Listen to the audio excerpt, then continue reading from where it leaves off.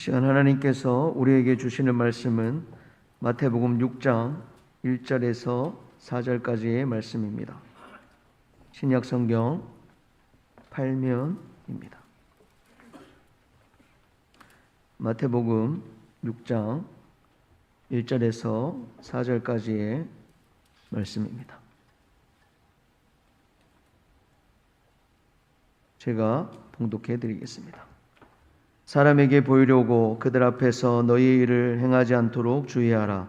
그래야 하지 아니하면 하늘에 계신 너희 아버지께 상을 받지 못하느니라. 그러므로 구제할 때에 외식하는 자가 사람에게서 영광을 받으려고 회당과 거리에서 하는 것 같이 너희 앞에 나팔을 불지 말라. 진실로 너희에게 이르노니 그들은 자기 상을 이미 받았느니라. 너는 구제할 때에 오른손이 하는 것을 왼손이 모르게 하여 내 구제함을 은밀하게 하라. 은밀한 중에 보시는 너희 아버지께서 갚으시리라. 아멘. 하나님께 영광 박수를 드리겠습니다. 잠시 기도하겠습니다. 찬양 가운데 임재하신 주님, 이제 말씀 가운데 임재하기를 기대하며 나아갑니다. 성령께서 저들 가운데 임재하시고 말씀으로 새롭게 하여 주시옵소서. 예수님의 이름으로 기도하옵나이다. 아멘. 사랑하는 여러분, 코로나가 많이 지금 창궐 하고 있습니다. 그런 중에도 건강하게 예배드리게 되심을 감사하면서 또 하나님께 영광 올려드립니다. 앞뒤 좌우로 서로 기쁜 마음으로 반갑게 인사 나누고 교제 나누겠습니다. 반갑습니다. 잘 오셨습니다. 사랑합니다. 축복합니다. 예, 감사합니다. 오늘 말씀을 생각하면서 한번 따라하겠습니다. 은밀하게 구제하면서 살겠습니다. 아멘. 예. 유대인들은 세 가지 중요한 경건 훈련을 해왔다고 합니다. 그것은 구제, 그리고 기도, 금식, 이 세 가지를 통해서 그들의 경건을 더욱더 깊이 쌓아갔다고 합니다. 그래서 이러한 선행을 거듭함으로써 한편으로는 인간적인 그런 열매와 또 자신의 의를 주장하는 그런 부작용도 드러내기도 했습니다. 그런데 이 세 가지 덕목에 대해서 마태복음 6장에서 예수님께서는 일관된 어법으로 말씀하십니다. 드러나지 않게 은밀하게 하라. 그리고 예수님은 말머리마다 너희는 외식하는 자들처럼, 곧 위선자처럼 하지 말 것을 강조하고 있습니다. 이 외식하다, 이 말은 헬라어로 히포크리테스 이 말인데요. 이것은 대답하는 자, 사칭하는 자, 불신앙자, 연기자라는 그런 뜻입니다.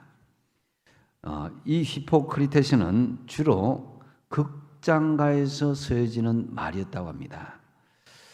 배우가 자신이 맡은 대본대로 말하면서 진짜처럼 눈물을 흘리면서 연기를 하게 되죠. 그러다가 연기를 다 마치게 되면은 언제 그랬냐는 듯이 웃고 즐기는 일상으로 돌아가게 되는 것입니다. 이 연기자처럼 극과 속이 다른 사람들을 우리는 위선자라고 이야기합니다. 외식은 구약의 창세기에서부터 나타나는데요. 가인과 아벨이 하나님께 똑같이 예배를 드렸지만, 제사를 드렸지만은 이 가인은 겉보기에 그럴싸한 거짓 제사를 하나님께 드렸습니다. 그래서 하나님 앞에 드린 제사가 아니라 사람들에게 드린 외식적인 제사였습니다. 그래서 하나님께서는 이 가인의 제사를 받지 않으시고 중심으로 드린 아벨의 제사를 받아주셨던 것입니다. 신약의 대표적인 위선자 하면 가룟 유다를 우리는 들 수가 있습니다. 가룟 유다는 마리아가 예수님을 위해서 과감하게 옥합을 깨뜨릴 때 왜 그것을 가난한 사람들에게 나눠주지 않느냐 하면서 위선을 떨었습니다. 그러다가 결정적인 순간에 예수님을 은 30에 팔아 넘기고 말았던 것이죠. 주님은 사람에게 보이려고 그들 앞에서 너희 의를 행치 않도록 주의하라고 말씀합니다. 그래서 6장 마태복음 6장 1절에서 18절까지 이 세 가지 외식, 구제하든지 기도하든지 금식하든지 주의할 것은 다른 사람의 눈에 보이려고 하지 말고 하나님께 보이도록 은밀하게 하라, 이렇게 말씀하시는 것입니다. 오늘은 주님께서 구제를 말씀하시면서 은밀하게 할 것을 말씀하시는데요. 그렇다면 오늘 말씀을 통해서 우리가 구제할 때에 점검할 사항이 무엇이겠습니까? 먼저 첫 번째로 우리는 구제하는 동기가 바른 것인가를 살펴볼 수 있어야 됩니다. 1절에 보시면은 사람에게 보이려고 그들 앞에서 너희 의를 행하지 않도록 주의하라. 그리하지 아니하면 하늘에 계신 너희 아버지께 상을 받지 못하느니라고 말씀합니다. 주님은 바리새인들의 불순한 구제 동기를 지적하시는 것이죠. 사람에게 보이려고 하는 것은 자신의 의를 행하는 것이니 주의하라. 사람이 보는 것보다 더 중요한 것은 하나님께서 보시는 것이요 하나님께서 상을 주시는 것이다. 사람에게 보려고 하는 구제는 하나님께 상을 받지 못한다라고 분명히 못을 받고 있는 것입니다. 믿음의 사람들은 구제를 통해서 공덕을 쌓고 구제를 해야 천국에 들어가는 필수 조건은 아닙니다. 더더군다나 구제를 함으로써 천국에 들어갈 수 있다고 말씀하지도 않습니다. 우리는 이미 하나님께 주시는 놀라운 은혜를 받은 사람들입니다. 십자가에 값없이 흘리신 예수 그리스도의 거룩하고 보배로운 피로 말미암아서 우리의 죄와 파멸에서 우리는 구원함을 얻었습니다. 이것은 어떤 것으로도 갚을 수 없는 하나님의 크신 은혜인 것이죠. 다만 우리는 이 은혜에 응답하여서 이제 하나님의 거룩한 말씀에 순종하고자 하는 결단이 이어져야 되는 것입니다. 그리고 우리는 하나님의 사랑을 먼저 받은 존재이기 때문에 하나님을 사랑해야 되고 또 하나님의 사랑하는 모든 것, 이웃과 주변에 있는 모든 것을 우리는 자연스럽게 사랑할 수 있어야 되는 것입니다. 그래서 제가 여러분에게 좀 더 근본적인 질문을 드립니다. 하나님께서 독생자 예수님을 통해서 구원하여 주신 하나님의 사랑을 여러분 믿습니까? 한 가지만 더 여쭙습니다. 그렇다면 구원하여 주신 그 은혜에 감사하며 이웃 사랑을 실천하겠습니까? 예. 바로 나를 구원하여 주신 하나님의 사랑을 깨닫고 이웃 사랑을 실천하는 것이 바로 우리의 구제의 동기가 되어야 된다는 거죠. 유대인들은 가난한 자들을 위한 구제 상자를 의로움의 상자라고 불렀습니다. 우리가 가장 쉽게 행할 수 있는 의로움이 무엇이겠습니까? 그것은 주위의 가난한 사람들의 도와주는 것입니다. 구제를 행한다는 것은 돈 많은 사람이 어려운 사람에게 도와주는 그런 단순한 일이 아닙니다. 구제는 사실 사랑이 없이는 할 수가 없습니다. 구약에 고아와 과부, 나그네와 같은 불쌍하고 힘없는 사람에 대한 하나님의 사랑이 참 많이 나옵니다. 이 하나님 사랑이 표현되는 것이 바로 구제의 동기가 되어야 된다는 거죠. 물론 구제를 실천하는 그 자체가 천국에 들어가는 것은 아니라고 말씀드렸습니다. 하지만 분명한 것은 구제를 하지 않으면서 천국 가기를 기대하는 것은 결코 쉽지 않다는 것입니다. 왜냐하면 구제하는 것은 하나님의 사랑과 이웃 사랑을 실천하는 중요한 통로이기 때문입니다. 구제를 한다는 것은 사랑의 표현이요 자신을 희생하는 것입니다. 그렇기 때문에 세상에서도 구제하는 행위에 대해서 아주 높은 가치로 인정해 주는 것이죠. 말하자면 구제를 하게 되면은 의롭다고 인정을 받게 되는 것입니다. 그런데 문제는 하나님 사랑, 이웃 사랑의 순수한 동기가 사람들에게 나타내려고 하고 자신의 의를 행한 것에 대해서 알아주지 않으면은 섭섭해하는 그런 것이 문제라는 것이죠. 우리는 구제를 하면서 이러한 불순물이 들어오는 것에 경계할 수 있어야 됩니다. 순수한 구제가 침해를 당할 수 있기 때문입니다. 제가 지난 교회에서 겪었던 일인데요. 교인 중에서 이 바닷가가 고향인 어떤 집사님께서 맛있는 말랑말랑한 피대기 오징어를 저에게 선물로 주셨습니다. 물론 저는 오징어를 아주 좋아했습니다. 그런데 그 당시에 저는 임플란트 시술 과정 중에 있었기 때문에 이 가족들도 이렇게 크게 절개하지 않은 그런 느낌이 들어서 혼자 힘들게 사는 성도님께 선물로 드렸습니다. 문제는 참 여기서부터 시작되었습니다. 그 오징어를 선물 받은 그 성도님이 할머니였는데요. 동네방네 다니면서 우리 목사님이 이 오징어를 선물로 주셨는데 얼마나 맛있는지 모르겠다고 그 소문이 돌고 돌아서 결국 선물을 준 집사님께 귀에 들어가는 거예요. 그래서 그 집사님은 선물한 성의를 무시했다고 생각했는지 저에게 상처를 받고 급기야 저에게 항의를 하고 언성을 높이는 것입니다. 저도 굉장히 당황을 하고 사과를 드렸습니다. 그런데 여러분, 저에게 선물을 주시면은 그 다음부터는 제 입에 들어가든지 아니면은 다른 사람의 입에 들어가든지 간에 신경을 쓰지 말아 주셨으면 감사하겠습니다.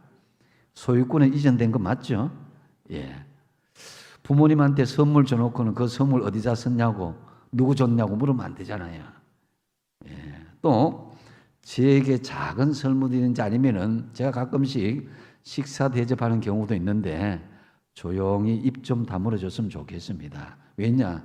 저는 온 성도들에게 선물을 주거나 식사를 다 대접할 수 없기 때문에 어떤 분들만 목사님이 그렇게 차별을 하나 그렇게 오해할 소지가 있기 때문입니다. 그래서 예수님께서 은밀하게 하라는 의미가 우리가 다 깊은 의미가 있음을 알 수가 있습니다. 중요한 것은 우리가 이웃에게 좋은 일을 하고 선한 구제를 베푸는 데 있어서 사람을 의식하지 말고 바른 동기를 가지고 실천할 수 있어야 된다는 것입니다. 좋은 일을 했는데 알아주는 사람이 없을 때 우리는 실망하고 그 선행에 대한 동기를 상실할 수도 있습니다. 그렇지만 우리는 남이 알아주지 않아도 되는 것입니다. 왜냐하면 하나님께서 알아주시기 때문입니다. 할렐루야. 오히려 남이 알아주지 않는 것이 더 좋은 일입니다. 우리가 사람들에게 칭찬을 받으면서 시간이 지나게 되면 교만에 빠지게 되고 마치 내가 의롭고 좋은 일을 많이 해서 구원받았다고 착각하게 되는 위험에 빠질 수도 있기 때문입니다. 잠언서 19장 17절 말씀에 같이 한번 읽어보겠습니다. 시작.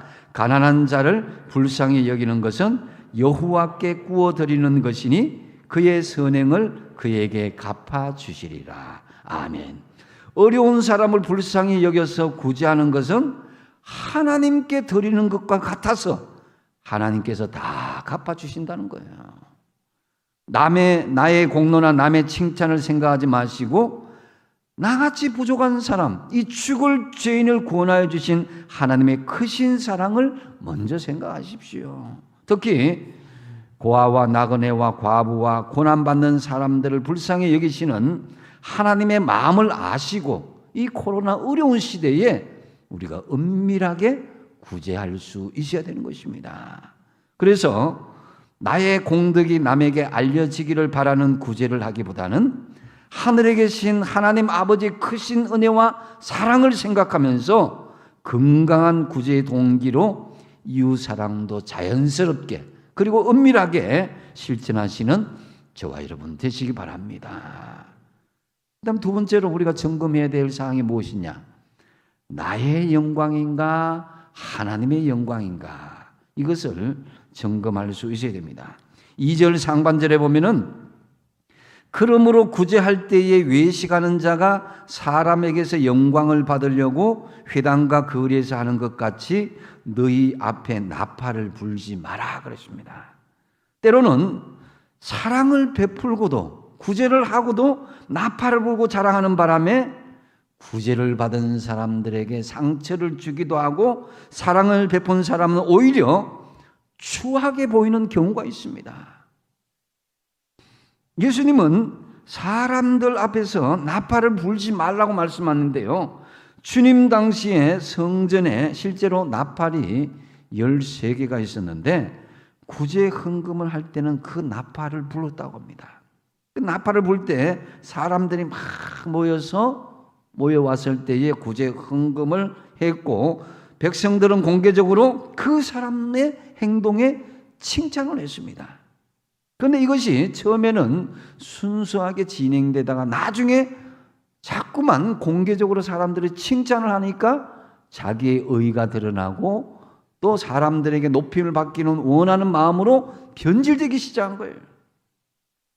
그래서 이 공개적으로 특히 구제를 받는 사람들의 심정은 굉장히 마음이 괴로운 거죠.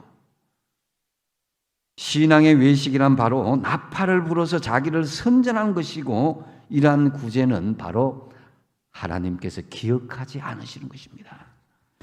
나의 영광을 나타내기보다는 하나님께 먼저 영광을 올려드리는 구제를 하십시오. 나의 영광은 받아도 되고 안 받아도 되는 것이지만은 우리의 구제가 하나님께는 영광이 되어야 되도록 됩니다. 자꾸 사람을 바라다보고 사람을 의식하고 사람의 칭찬과 또 영광을 구하게 되면 시험을 받을 수밖에 없습니다. 나를 왜 알아주지 않을까? 나를 왜 인정해 주지 않을까? 하나님만으로도 만족하시기를 힘쓰십시오. 시편 112편 9절 말씀에 보니까 그가 재물을 흩어 빈궁한 자들에게 주었으니 그의 의가 영구히 있고 그의 뿔이 영광 중에 들리리로다 그랬습니다. 재물을 나누어서 가난한 사람들에 주었더니 그 사람의 의로움이 영원히 있게 되고 그는 영광을 받으면서 높아질 것이다 라고 말씀하는 거예요. 사람의 영광을 바라기보다는 하나님이 주시는 영광이 큰 것이고 영원한 것입니다. 하나님이 주신 영광은 곧 아버지 하나님께 영광인 것입니다. 여러분도 여러분의 자녀가 사람들에게 칭찬받고 영광을 받게 되는 것은 결국 그 부모가 영광을 받게 되는 것과 같이 우리의 구제의 목표도 하나님께 영광이 되어야 된다는 것입니다. 복음성가에 한번 불러볼 수 있을까 모르겠네. 사람을 보며 세상을 볼 때 만족함이 없겠네.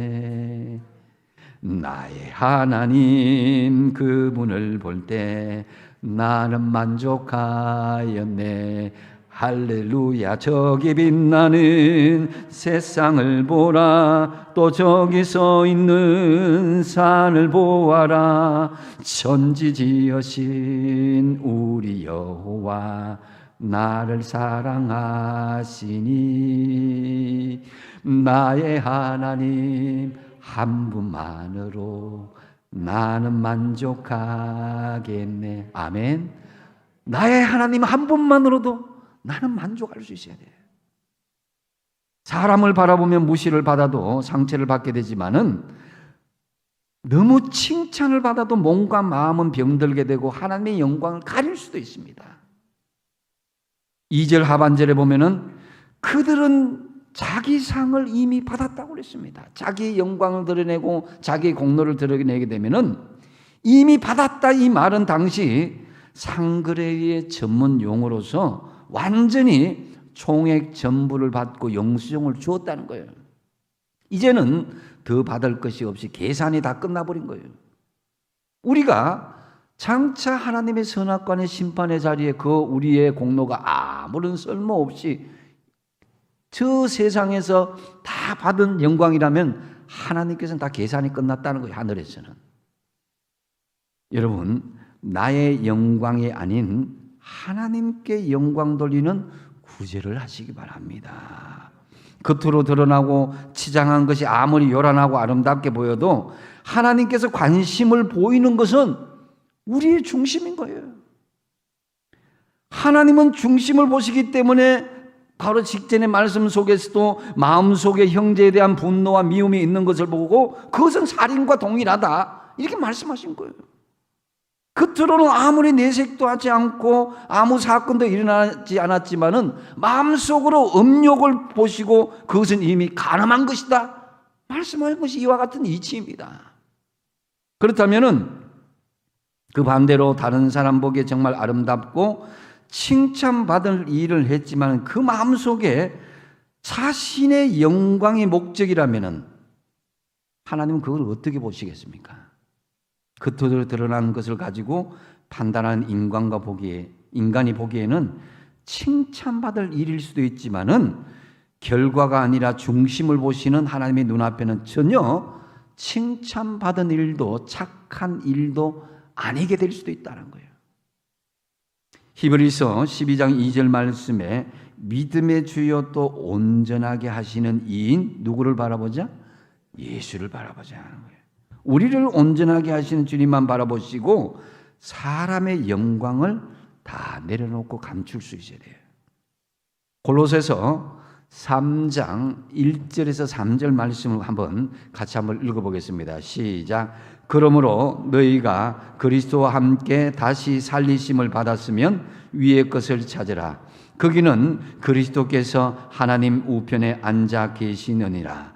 위의 것을 생각하고 땅의 것을 생각하지 말라. 이는 너희가 죽었고 너희 생명이 그리스도와 함께 하나님 안에 감추어졌습니다. 아멘.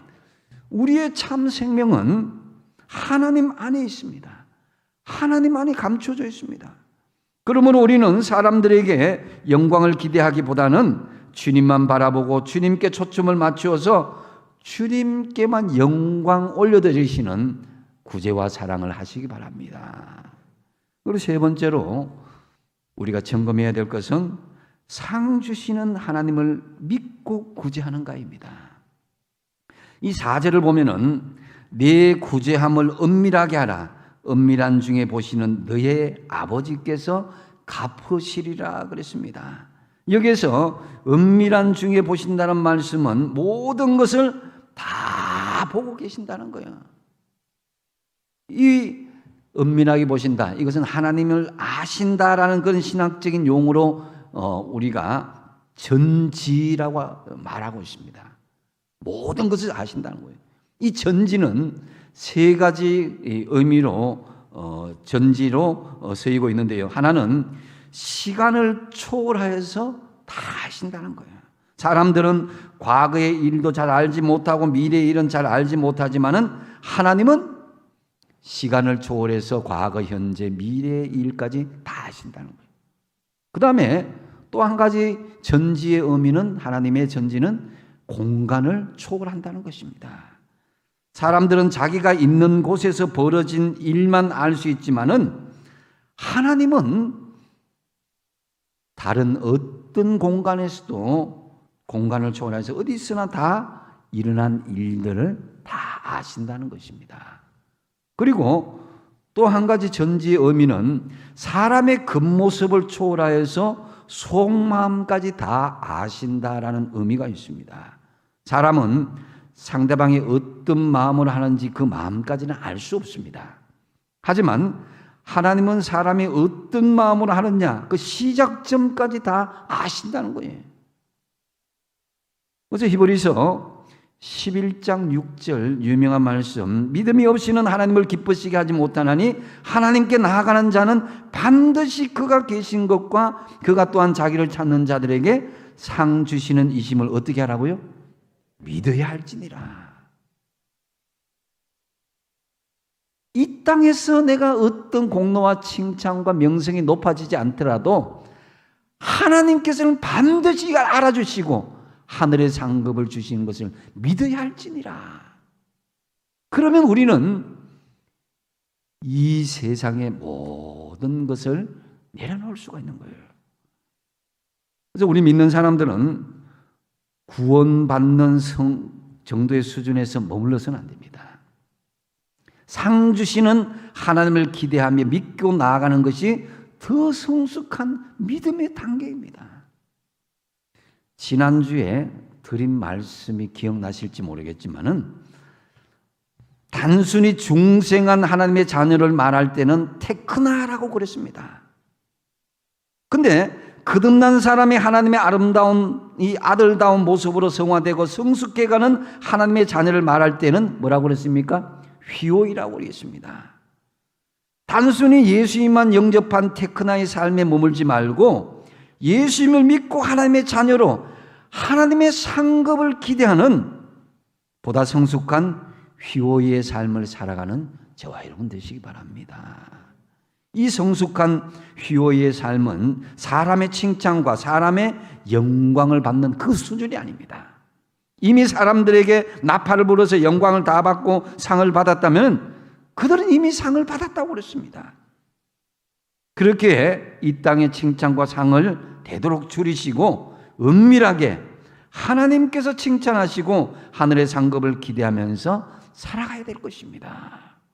3절을 다시 보시면은 너는 구제할 때에 어떻게 하라고요? 오른손이 하는 걸 왼손이 모르게 하라.